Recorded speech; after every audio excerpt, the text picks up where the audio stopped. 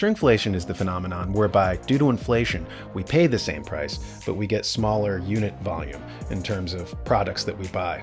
On the bright side of the balance sheet, I feel like I'm turning into a giant.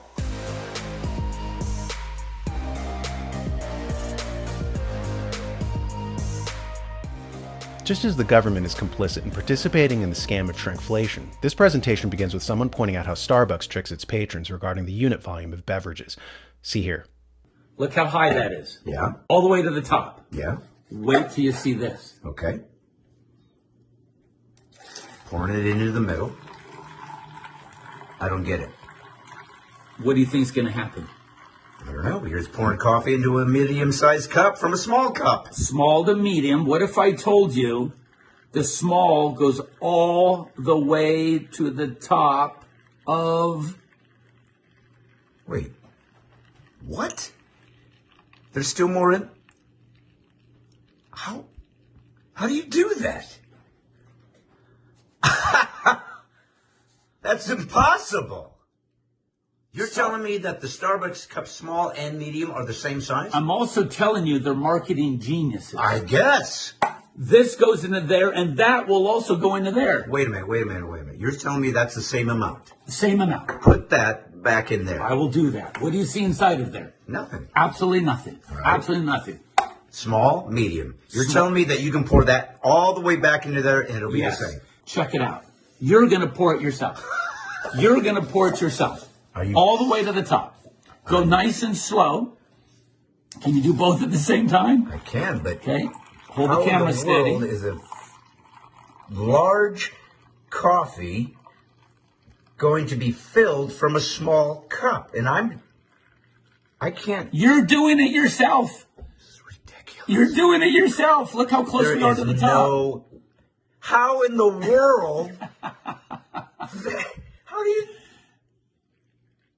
It's full. All I can say is this. This is how they put the bucks into Starbucks. Why would you buy that when you can buy that? Why would you buy that when you can buy that? So that's the big lesson that you've learned today. Get the small, call it a tall, call it a day, save a bunch of money. The Founding Fathers thought several factors were important to creating a stable society. One was establishing a post office, another a patent office, yet another, in Article 1, Section 8 of the Constitution, a department to fix the standards of weight and measurement. Watching that Starbucks spectacle, I was reminded of an old 1936 film by Jimmy Cagney called Good Guy. In it, he plays an agent from the Weights and Measures Division of the government. His job was as a consumer advocate to make sure that the public wasn't cheated by unscrupulous merchants. In this scene, we see Cagney breaking in a new agent. The rookie is from Ireland. See here. Where are you from? Well, I was born on the Great Blasket Island off the southwest coast of Ireland.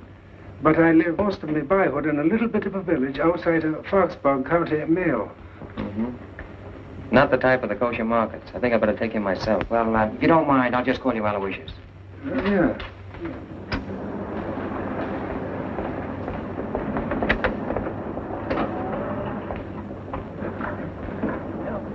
Yeah, this is it. I've got a lot of complaints about this one.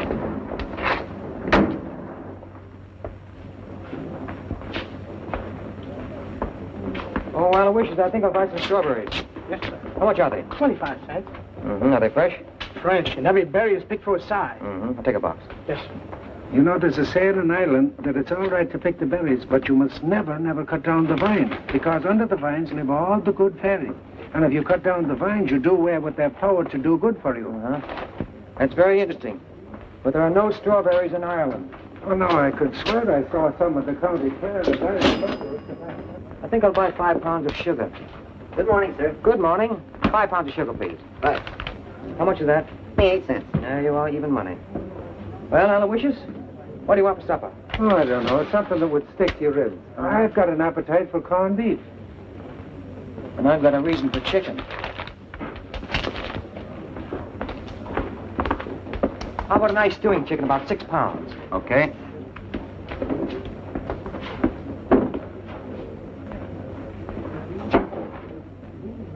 There you are, 6 pounds right on the head. Wrap it up. Let me see it.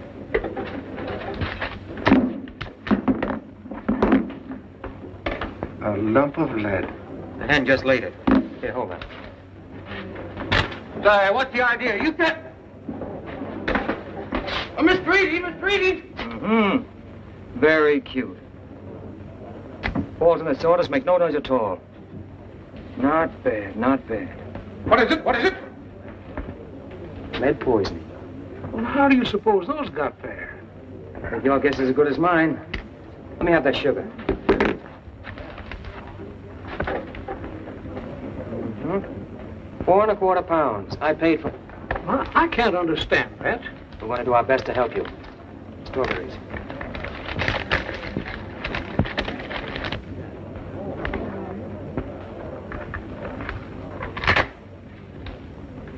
You haven't missed any bets, have you? How about buying that bird back for $50, huh? Oh, it'll be a waste of money. He's spoiled by the time he got out of jail. How come we don't have people like that anymore protecting the consumer from con jobs like Starbucks? Whole Foods actually was sued for doing the same flim-flammery. Reuters had an article on it a few years back entitled, "Lawsuit Accusing Whole Foods is Revived, U.S. Appeals Court." In it, we read, a federal appeals court on Friday ordered Whole Foods Market Incorporated to face a proposed class action lawsuit accusing it of overcharging shoppers in New York City by overstating the weight of prepackaged food in its supermarkets. So why was Whole Foods busted, but not Starbucks? Is it yet another case of our two-tier justice system whereby if a corporation is friendly to the regime, the DOJ will overlook their crimes, whereas if a company runs afoul of the government, suddenly the state discovers the law? It reminds me of Peruvian Generalissimo Oscar Benavidez, who said, "For my friends, everything. For my enemies, the law."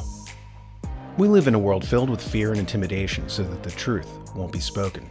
Presented by The New American, The Ben Armstrong Show says the things that others are afraid to say. Find information and truth to arm you against the lies. Watch every weekday on thenewamerican.com.